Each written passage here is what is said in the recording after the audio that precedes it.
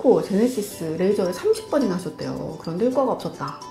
그래서 뿅뿅 레이저 시술 추천하시는지 궁금하다고 해주셨고요. 요새 알아보니까 뿅뿅 레이저를 한 번 없앤다는데 피코랑 다른 점 뭐가 있는지 시간적 여유가 없어서 한 번에 하는 거 궁금하다고 하십니다. 그런데 만약에 그 병변이 검버섯이 맞고 치료를 제대로 했다면 적어도 두세 번 했을 경우에 90% 가까이는 치료가 되는 것이 맞습니다. 그런 병원에 가서 제대로 치료를 받지 못해서 불신이 쌓이고 또 다른 비슷한 병원을 찾아가서 치료를 했는데 또 치료가 안 되고 이런 악순환이 반복되어서 이렇게 댓글로 많이 문의 주시지 않을까 합니다. 언제 레이저 검버섯으로 제거를 했던 것 같은데 그때도 제거가 잘 안 됐었고 시간이 가니까 더 심해지고 더 커지는 것 같다.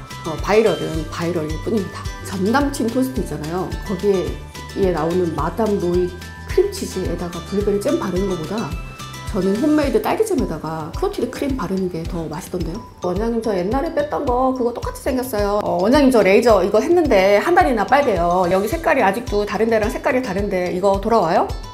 그러니까 뭐 아무리 레이저를 잘하고 잘해서 부작용 생기지 않게 효과는 최대로 생기면서 이렇게 한다고 해도요 적어도 몇 회 정도는 필요한 경우들이 있거든요. 그런데 이거를 뭐 3일 만에 흑자 깨끗하게 이거는 사실 좀 불가능해요. 또 한 가지 말씀드릴 게 검버섯 제거 후의 관리에 대해서 많이 궁금해 하시는 것 같아요. 이제 이 경우에는 어떤 레이저를 어떤 강도로 받았는지에 따라서 각각의 후처치 방법들도 다르고 각각의 관리법들이 약간 차이가 있는데요. 안녕하세요 여러분, 드디어 돌아온 베리엘TV의 정민희 원장입니다. 오늘은 검버섯에 대해서 말씀드리도록 하겠습니다. 저희 이제 유튜브 저희 동영상 편에 뭐 피코토닝이나 뭐 점이나 기타 잡티에 관련된 영상들 밑에 댓글들이 약간 의미 있는 것들이 있어서 제가 좀 그 부분을 설명을 드리도록 할게요. 첫 번째 거는 보시면 검버섯을 피코토닝으로도 해보고 CO2로도 해봤다. 그런데 재발되기도 하고 완전히 없어지지도 않더라. 그런데 이번에 한 번에 없어진다고 하는 뿅뿅 레이저가 나왔다는데 괜찮을까요? 이렇게 물어보셨어요. 다른 것도 하나 더 볼게요. 이분은 얼굴에 이제 흑자 2개가 있으신가 보거든요. 흑자 2개가 제거가 안 돼서 고민 중이라 유튜브를 찾아서 공부를 많이 하셨나 봐요. 그런데 뿅뿅 레이저가 한 번에 제거된다고 해서 고민 중이라고 하십니다. 그래서 보통은 10번이나 하라고 하셔서 피코 제네시스 레이저를 30번이나 하셨대요. 그런데 효과가 없었다. 그래서 뿅뿅 레이저 시술 추천하시는지 궁금하다고 해주셨고요. 다른 거 하나 더 볼게요. 검버섯 있으신가 봐요. 검버섯으로 레이저 알아보고 있는데요. 피코 레이저는 여러 번 받아야 되잖아요. 그런데 주변에서 피코로 검버섯 제거 많이 받아도 완벽하게 없어지지가 않더라고요. 요새 알아보니까 뿅뿅 레이저를 한 번 없앤다는데 피코랑 다른 점 뭐가 있는지 시간적 여유가 없어서 한 번에 하는 거 궁금하다고 하십니다. 오늘 이 부분에 대해서 답변 드리도록 하겠습니다. 이런 댓글도 마찬가지고 제가 실제로 진료실에서 많이 받는 질문들에 대한 답변 뭐 듣고도 잊어먹어서 생각 안 나시는 분들도 보시고 그리고 또 오시기 전에 미리 예습 차원에서 공부하실 분들도 계시고 해서 그 부분을 좀 설명을 드리도록 할게요. 아까 제가 보여드린 댓글하고 진료실에서 많이 받는 질문이 보통 이런 건데요. 언제 레이저 검버섯으로 제거를 했던 것 같은데 그때도 제거가 잘 안 됐었고 시간이 가니까 더 심해지고 더 커지는 것 같다. 이런 거 많이 물어보시거든요. 일단 뭐 앞에 여러 가지 설명하고 뒤에 얘기하면은 다 안 보시니까 결론부터 말씀드리도록 하겠습니다. 어떤 검버섯은요 한 번에 제거가 되고 어떤 거는 안 됩니다. 일단 가장 흔한 가능성은요 진단이 틀렸을 가능성이 있습니다. 검버섯이라고 오셨는데 제가 봤을 땐 오타형 모반이라든지 항공각화증이라든지 아니면 그냥 사막이거나 아니면 그냥 뭐 점이거나 이런 경우들도 많이 있어서 가장 흔한 경우는 검버섯의 진단이 틀렸을 경우. 문제는 뭐냐면 저희가 부르는 통칭 검버섯이라고 부르는 것들이 의학 용어로 설명을 하면 어떤 거는 지루각화증이고요 어떤 거는 일광흑자인 경우도 있습니다. 그런데 이 각각의 차이점에 대해서 설명을 하면요 내용도 되게 길고 뭐 저희 본과 1학년에 배웠던 조직학 슬라이드부터 다 설명해야 되거든요. 그래서 그냥 그런 부분은 스킵하고요 여러분이 생각하시는 바로 그 검버섯을 머릿속에 생각하시면서 들으시면 되겠습니다. 일단 검버섯의 진단이 맞았다고 한다면요 검버섯을 100% 없앨 수는 없을 수 있어요. 그러니까 검버섯을 100% 깨끗하게 지우개를 지우듯이 없애는 것은 안 될 수도 있습니다. 그런데 만약에 그 병변이 검버섯이 맞고 치료를 제대로 했다면 적어도 두세 번 했을 경우에 90% 가까이는 치료가 되는 것이 맞습니다. 그런데 이제 그렇지 않았다고 할 경우에 의사 팩터일 수가 있거든요. 근데 사실 이걸 제가 어떻게 잘 말씀을 드려볼까 사실 고민을 많이 했는데 그냥 솔직하게 말씀드리는 게 좋을 것 같아서 말씀을 드리려고 하는데요. 여러 번 제거를 했는데 흑자가 제거가 제대로 되지 않았다 하는 경우는 잘 안 되는 흑자였을 경우도 물론 있지만 의사의 실력 부족이 원인이 될 수도 있습니다.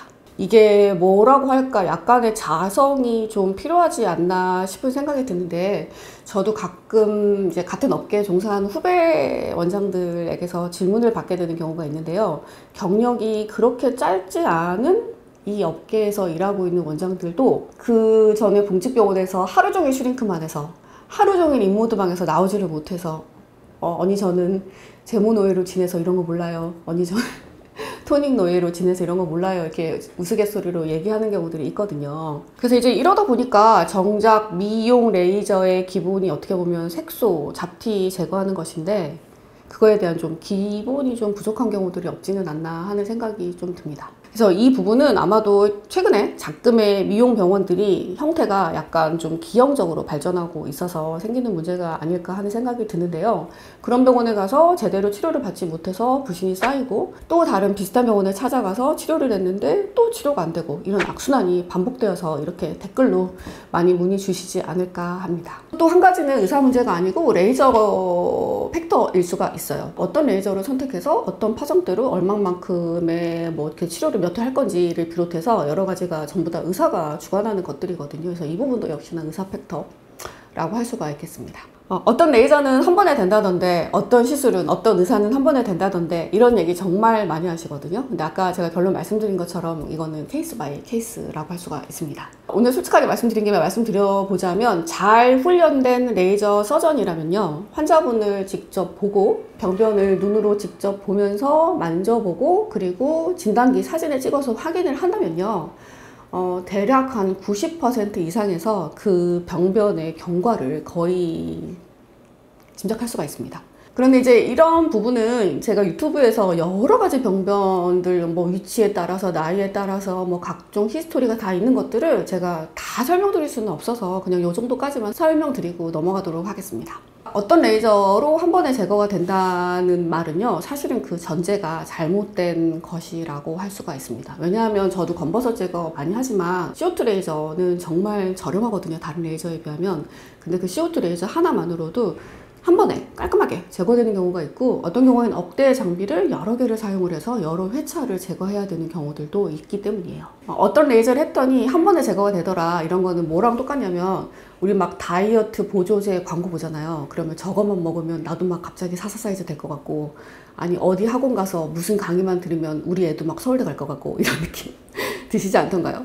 바이럴은 바이럴일 뿐입니다. 전 남친 토스트 있잖아요. 거기에 나오는 마담 로이 크림치즈에다가 블루베리 잼 바르는 것보다 저는 홈메이드 딸기잼에다가 크로티드 크림 바르는 게 더 맛있던데요. 그리고 정말 중요한 거는 기록의 중요성인데요. 저희 진료실에 오셔가지고 원장님 저 옛날에 뺐던 거 그거 똑같이 생겼어요, 이렇게 얘기하시는 분들이 있으시거든요. 그래서 확인을 해보면 옛날에 생겼던 것들은 여기에 생겼고, 이번에 생긴 것들은 여기에 생긴 경우들이 있거든요.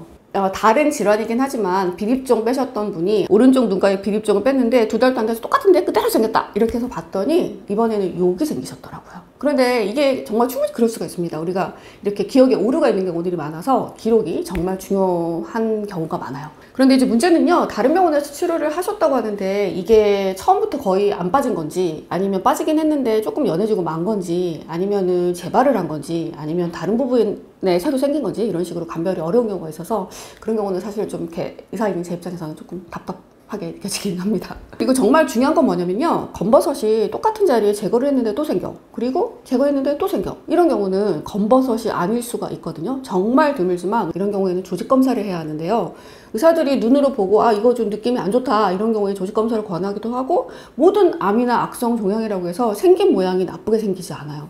가끔 우리를 속이기 위해서 멀쩡하고 아무것도 아닌 것처럼 보이는 암들도 있거든요. 그래서 이런 경우에는 조직 검사를 해야 확진을 할 수가 있습니다.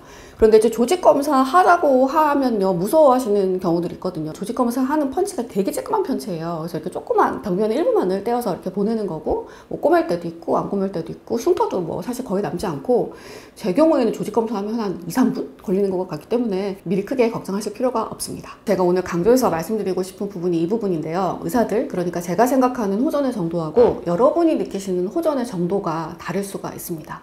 개인적으로 말씀을 드리자면, 고객분들의 결과에 대한 기대치, 어느 정도 연해졌으면 좋겠다, 내지는 뭐 몇 % 정도 희미해졌으면 좋겠다, 이런 부분에 대한 결과에 대한 기대치는 정말 충분히 부응을 해드릴 수가 있거든요. 그런데 문제는 뭐냐면, 그 시기에 관한 것들이에요. 그러니까 뭐 아무리 레이저를 잘하고 잘해서 부작용 생기지 않게 효과는 최대로 생기면서 이렇게 한다고 해도요, 적어도 몇 회 정도는 필요한 경우들이 있거든요. 그런데 이거를 뭐 3일 만에 진짜 깨끗하게, 이거는 사실 좀 불가능해요. 그리고 이제 한국 사람들, 저를 비롯해서 다들 성격이 급하시니까 많이 조급해들 하시거든요. 원장님, 저 레이저 이거 했는데 한 달이나 빨개요. 이거 정상이에요? 네, 정상입니다. 원장님, 저 이거 뺐는데 여기 색깔이 아직도 다른 데랑 색깔이 다른데 이거 돌아와요?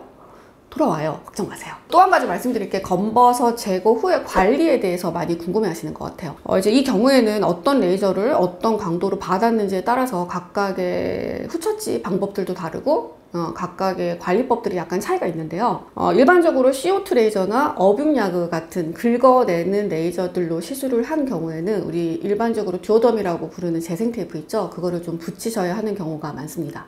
이거에 대해 관리법은 저희 기존 영상 중에 점제거 후 관리법이라는 영상이 있는데 그 영상하고 거의 99% 일치합니다. 이대로 하시면 되겠고요. 그리고 긁어내지 않는 다른 종류의 색소 레이저들을 하시는 경우에는 딱지가 앉을 수도 있고 딱지가 앉지 않을 수도 있는데요. 만약에 딱지가 앉았다면 별다른 거 없어요. 그냥 그대로 두시고요. 절대로 띄지만 않으시면 됩니다. 딱지를 관리하는 방법은 간단하게만 말씀드리면 세수하셔도 되고요. 화장은 피하면 좋지만 그 부분 피해서 살살 해주실 수 있고 일상생활 다 가능하고요. 근데 이제 그렇다고 해서 술 많이 드시거나 땀 뻘뻘 흘리거나 수영장 가시면 당연히 안 되겠죠. 제가 대략 여러분들이 궁금해 하실 만한 검버섯 제거에 관한 것들을 대략적으로 좀 설명을 드렸는데요. 제 설명 들으시면서 나 뭐 궁금했었는데 이렇게 떠오르는 것들 있으실 거예요. 그거 있으시면 밑에 댓글 남겨주시면 제가 답변 드리도록 하겠습니다. 그래서 오늘은 사실 이게 두 편인데요. 이게 첫 번째 편이고, 오늘은 검버섯 제거에 관한 일반적인 총론, 이론편, 가장 많이 물어보시는 질문들에 대한 답변이었고요. 다음 편에는 검버섯 제거의 실제 편에 대해서 말씀드리도록 하겠습니다. 감사합니다.